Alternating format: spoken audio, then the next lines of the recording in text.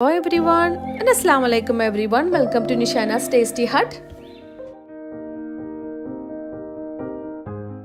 അപ്പോൾ ഞാനിന്നൊരു ബ്രോസ്റ്റഡ് ചിക്കൻ്റെ റെസിപ്പി ആയിട്ടാണ് വന്നിട്ടുള്ളത്. എല്ലാവർക്കും വലിയ ഇഷ്ടമുള്ള ഒരു KFC സ്റ്റൈൽ ചിക്കൻ തന്നെയാണ് ഇതും. പക്ഷേ പലരും വീട്ടിൽ ഉണ്ടാക്കി നോക്കാത്തത് എന്തുകൊണ്ടാണെന്ന് വെച്ചാൽ അതിൻ്റെ ഇൻഗ്രീഡിയൻസ് ഒന്നും വീട്ടിലില്ല എന്നുള്ളത് കൊണ്ടാണ്. പക്ഷേ വീട്ടിലെ മുറ്റത്തെ ചെടികളിൽ തന്നെ നമ്മൾക്ക് അതിൽ ആവശ്യമുള്ള എല്ലാ ഇൻഗ്രീഡിയൻസും ഉണ്ട്. അത് പലർക്കും അറിയില്ല എന്നുള്ളതാണ്. അപ്പോൾ നമ്മൾ ആ മുറ്റത്തെ ചെടികളിൽ നിന്നും വീട്ടിലുള്ള ഇൻഗ്രീഡിയൻസ് ഒക്കെ വെച്ചിട്ട് നല്ല അസൽ KFC ചിക്കൻ സ്റ്റൈലിലെ ബ്രോസ്റ്റഡ് ചിക്കനാണ് തയ്യാറാക്കാൻ പോകുന്നത്. ഉള്ളിൽ നല്ല ജ്യൂസിയും പുറത്ത് നല്ല ക്രിസ്പി ആയിട്ടുള്ള ചിക്കൻ ഉണ്ടല്ലോ, അതാണ്. അപ്പോൾ അതെങ്ങനെ ഉണ്ടാക്കുന്നത് കാണിക്കുന്നത്. അപ്പോൾ വീഡിയോയിലേക്ക് പോകുന്നതിന് മുമ്പ് പറയുകയാണ്, ആദ്യമായിട്ട് കാണുന്നവരാണെങ്കിൽ ഒന്ന് സബ്സ്ക്രൈബ് ചെയ്ത് സപ്പോർട്ട് ചെയ്യൂ കേട്ടോ. അപ്പോൾ ഇനി വീഡിയോയിലേക്ക് പോകാം. അപ്പോൾ അതിനായിട്ട് ഞാനൊരു ബൗൾ എടുത്തിട്ടുണ്ട്. അതിലേക്ക് ഒരു 3/4 കപ്പോളം മിൽക്ക് ഒഴിച്ചു കൊടുക്കുന്നുണ്ട്. സാധാരണ പശുവിൻ്റെ പാൽ തന്നെയാണ്. അപ്പോൾ നമുക്ക് ബട്ടർ മിൽക്കാണ് വേണ്ടത്. അപ്പോൾ അതുകൊണ്ട് സാധാരണ മിൽക്കും അതിലേക്ക് ഒരു 1/2 ഗ്ലാസോളം മോരും ഒഴിച്ചു കൊടുക്കുന്നുണ്ട്. അപ്പോൾ ബട്ടർ മിൽക്കിൻ്റെ ഒരു ലെവലിൽ വരും, ആ ഒരു ടേസ്റ്റ് ആയിട്ട് വരും. ഇനി ഞാൻ അതിലിട്ട് കൊടുക്കുന്നത് ജിഞ്ചർ ഗാർലിക് പേസ്റ്റാണ്. അപ്പോൾ ഈ പേസ്റ്റ് ഉണ്ടാക്കുന്ന സമയത്ത് നമ്മൾ വെളുത്തുള്ളി ഒരു ഇത്തിരി അധികം ഇട്ട് കൊടുക്കണം കേട്ടോ. അപ്പോൾ ഒരേ അളവിലല്ല വേണ്ടത്. അപ്പോൾ 2 ടീസ്പൂണോളാണ് ഞാൻ ജിഞ്ചർ ഗാർലിക് പേസ്റ്റ് ഇട്ട് കൊടുത്തത്. ഇനി വേണ്ടത് കുരുമുളക് പൊടിയാണ്. അപ്പോൾ ആക്ച്വലി ഇതിലേക്ക് വൈറ്റ് കുരുമുളക് പൊടി ഉണ്ടെങ്കിൽ അതാണ് ഏറ്റവും ബെസ്റ്റ് കേട്ടോ. അപ്പോൾ എൻ്റെ കയ്യിലുണ്ട്, പക്ഷെ ഞാൻ ഇട്ട് കൊടുക്കുന്നില്ല. ഇപ്പോൾ സാധാരണ അപ്പോൾ വീട്ടിലെ ചേരുവകൾ മാത്രം വെച്ചിട്ടല്ല ചെയ്യുന്നത്, അതുകൊണ്ട് സാധാരണ കുരുമുളക് പൊടിയാണ് ഇട്ട് കൊടുക്കുന്നത്. ഇനി ഞാൻ അതിലിട്ട് കൊടുക്കുന്നത് പനിക്കൂർക്കയാണ്. സാധാരണ നമ്മൾ കഫക്കെട്ടിനൊക്കെ എടുക്കാറില്ല പനിക്കൂർക്ക, അല്ലെങ്കിൽ കഞ്ഞിക്കൂർക്കൽ എന്നൊക്കെ പറയും, ഇന്ത്യൻ ബോറേജ് എന്ന് പറയുന്ന ആ ഹെർബാണ് ഇട്ട് കൊടുക്കുന്നത്. അപ്പോൾ കാര്യമായിട്ട് ഇതിലേക്ക് ശരിക്കും വേണ്ടത് ഇത് നോക്കൂ, ഇതാണ് ഓറിഗാനോ ആണ്. അതല്ലെങ്കിൽ മിക്സഡ് ഹെർബ്സ് എന്ന് പറഞ്ഞിട്ട് നമുക്ക് കിട്ടും. ഇതുപോലെ ലുലു എന്നൊക്കെ വാങ്ങിക്കാൻ കിട്ടുന്നത്. പക്ഷെ ഇതിനൊക്കെ ഒത്തിരി പൈസ മുടക്കുന്നുണ്ട് താനും. പിന്നെ മാത്രമല്ല അത്ര വീട്ടിൽ അവൈലബിൾ ആയിട്ടുള്ള കാര്യമില്ലല്ലോ. പക്ഷെ അതേ ഒരു ടേസ്റ്റ് വരുന്നതാണ് ഏകദേശം ഈ ഒരു പനിക്കൂർക്കയും. പിന്നെ അതിൻ്റെ കൂടെ ഞാൻ ഇട്ട് കൊടുക്കുന്നത് നോക്കൂ, ഇതാണ് സാധാരണ നമ്മുടെ തുളസിയാണ്. ഇപ്പം നിങ്ങൾ ഈ കാണുന്നത് ഈ വേറെ തുളസിയാണ് കേട്ടോ. 2 തരം തുളസി എൻ്റെ കയ്യിലുണ്ട്. ഇതിന് റഹാൻ എന്നാണ് പറയുക. പൊതുവെ അറബിക് നാടുകളിലൊക്കെ കണ്ടുവരാറുണ്ട്, നാട്ടിലും പലയിടങ്ങളിലൊക്കെ ഉണ്ടെന്ന് തോന്നുന്നു. അപ്പോൾ ഇതിൻ്റെ ടേസ്റ്റാണ് ഒന്നും കൂടെ ഇതിന് പെർഫെക്റ്റ് ആയിട്ടുള്ളത്. പക്ഷേ അതില്ല ചില കുഴപ്പമൊന്നുമില്ല. സാധാരണ നമ്മളെ വീട്ടിലെ കൃഷ്ണ തുളസി തന്നെ എടുത്താൽ മതി. അതും ഈ പനിക്കൂർക്കയും കൂടെ ഇതുപോലെ ചെറിയ കഷ്ണങ്ങളാക്കിയിട്ട് ഇട്ട് കൊടുക്കുകയാണ്. ചതക്കോ അരക്കോ ഒന്നും വേണ്ട, ഇതിലേക്ക് ഇട്ട് കൊടുക്കുന്നത് മാത്രം. ഇതിൻ്റെ ടേസ്റ്റാണ് ഇതിന് ശരിക്കും അതിൻ്റെ ഒരു ഫ്ലേവർ കൊടുക്കുന്നത്. അതിട്ട് കൊടുത്തിട്ടുണ്ട്.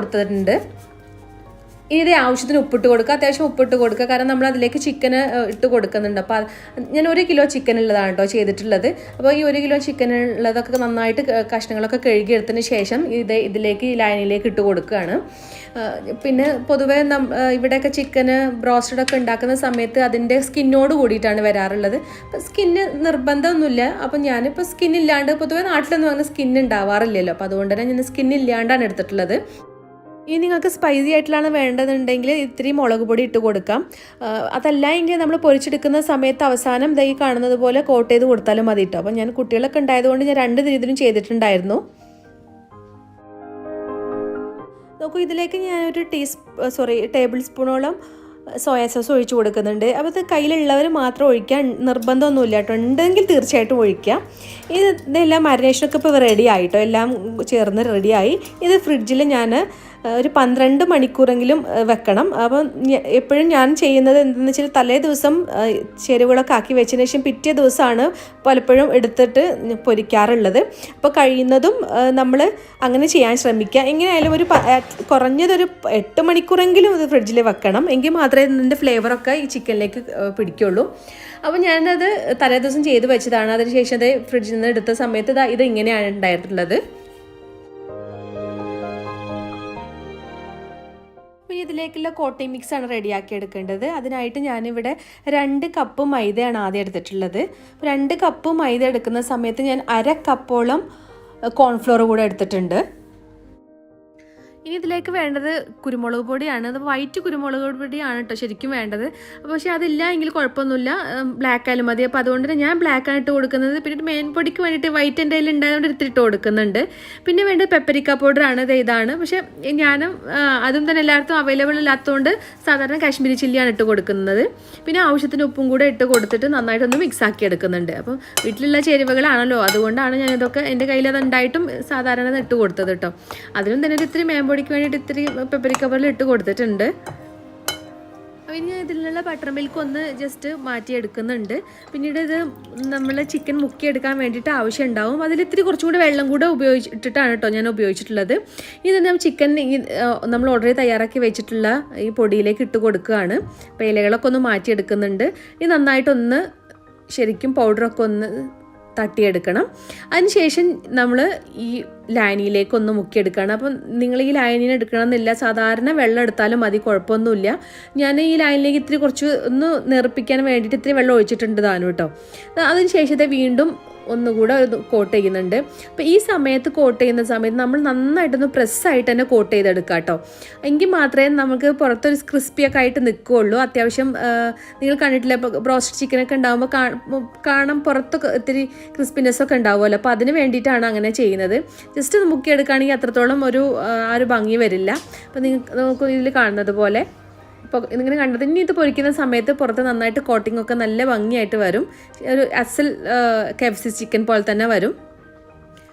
അപ്പോൾ ഇത് രണ്ടാമത്തെ കോട്ടിംഗ് ചെയ്യുന്ന സമയത്ത് ഇതുപോലെ അത്യാവശ്യം പൊടിയിട്ടതിന് ശേഷം ഇങ്ങനെ കൈ കൊണ്ട് തന്നെ ഒന്ന് ഞെരടിയതുപോലെ നന്നായിട്ട് പ്രസ് ചെയ്ത് കൊടുക്കണം. അപ്പം മാത്രമേ ഇതിൻ്റെ പുറത്തേക്ക് ഇതുപോലെയുള്ള ആ ഒരു ലെയർഡായിട്ടുള്ളത് വരുള്ളൂ. അത് ഞാൻ വീണ്ടും ഒന്നും കൂടെ കാണിക്കുകയാണ്. ഇനി നമ്മൾ പൊരിച്ചെടുക്കുകയാണ് വേണ്ടത്. അതിലേക്ക് ഇങ്ങനെ എണ്ണ ഒഴിക്കണം. അപ്പോൾ എണ്ണ എപ്പോഴും ഇതേ കോൺ ഓയിലാണ് കേട്ടോ വേണ്ടത്. ശരിക്കും ബ്രോസ്റ്റഡ് ചിക്കൻ കോൺ ഓയിലാണ് ഉപയോഗിക്കാറുള്ളത്.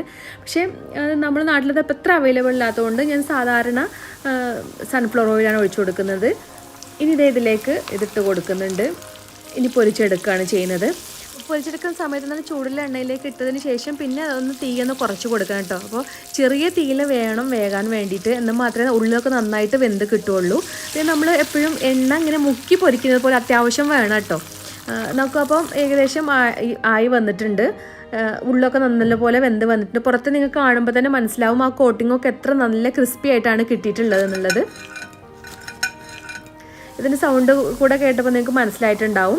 ഇനി നിങ്ങൾക്കിത് സ്പൈസി ആയിട്ടുള്ളതാണ് വേണ്ടതുണ്ടെങ്കിൽ മുളക് പൊടി, ഇത്തിരി കുരുമുളക് പൊടി ഇട്ട് കൊടുത്തതിന് ശേഷം ഞാൻ ആ ബട്ടർ മിൽക്ക് ഇത്തിരി ഒഴിച്ചു കൊടുക്കുന്നുണ്ട്. ബട്ടർ മിൽക്ക് തന്നെ വേണമെന്നൊന്നുമില്ല കേട്ടോ.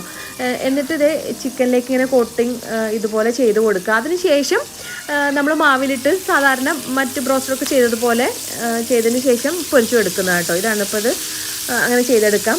അങ്ങനെ ആകുമ്പോൾ അത്യാവശ്യം നല്ല എരിവുണ്ടാവുകയും ചെയ്യും. പുറത്ത് മാത്രം കോട്ടിങ്ങായി നിൽക്കുകയും ചെയ്യും. ഇനി ഉള്ളിലൊക്കെ നല്ല സ്പൈസിയാണ് വേണ്ടതെന്നുണ്ടെങ്കിൽ നിങ്ങൾക്ക് ഞാൻ നേരത്തെ പറഞ്ഞതുപോലെ നമ്മളിത് മാരിനേറ്റ് ചെയ്യുന്ന സമയത്ത് മുളക് പൊടി ഇട്ട് കൊടുക്കാം കേട്ടോ.